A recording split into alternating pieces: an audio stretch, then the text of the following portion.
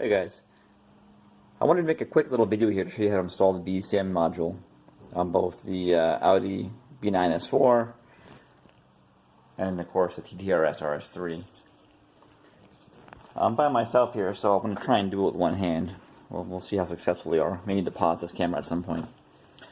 On the S4 models, you'll want to lift up the engine cover there, and the solenoid we're going to attach the BCM to is located right down there. Now you'll want to use a small screwdriver here. It's a little tricky getting it off the first time, so that's why I wanted to make a video. You stick the screwdriver in the side of the connector, and that lets you, there's a little hole there, and then you can pull it back while you pull it up, and that lets you pop it off like that. You can guess the rest for this side. That's going to plug into our BCM connector, and then the BCM connector pumps right in down here.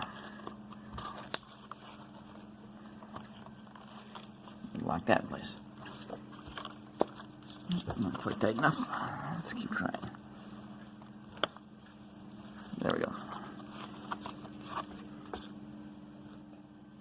Now these wires, there's a few ways you can do it. The easiest way is just to sort of zip tie them or tuck them along here. You want to avoid any heat source, so you don't want to run it across the top of this. Obviously the wires could melt. A good way to run it is you can just follow along where you ran the fuel pressure wire for the JB4 if you have that installed. And we're going to eventually zip tie that up around here. For example, this is the BCM itself, tuck it out of the way. Now there's two other wires on it you'll need to install. The first is a ground. I'm not going to do it right now just because I only have the one hand. But this location we tested earlier and is suitable.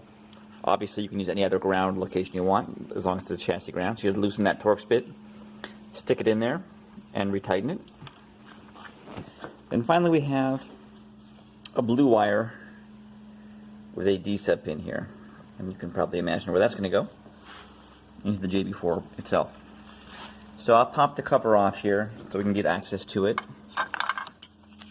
It's going to insert into spot 1 here next to the green wire. They've got little numbers next to them. That's the output that we've programmed for the BCM. So let me put the camera down real quick, pop that in, and then I'll give you guys a photo of what it all looks like.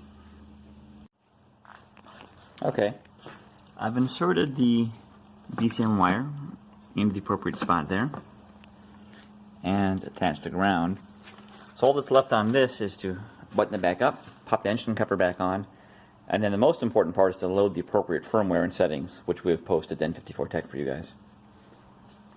Now moving on to the RS3 TTRS. I've already got it installed here. I'm not going to bother removing it, but it's basically the same process. I sort of pulled it out of the way so you can see it here. The blue solenoid is located right here on the driver's side of the engine. You'll unplug it the same way by inserting a screwdriver back behind here. What you can do is flip the whole solenoid forward to access it, or if you want you can always just pop off your intake tube here to give you a little more access behind it. Plug that in. Similarly, you feed the blue wire into the JB4 module there into spot number 1 and load the firmware and settings. For the ground, I chose right there. Any ground would work, but that one was nice and convenient. And we'll be posting a lot more data logs and information on this as we go.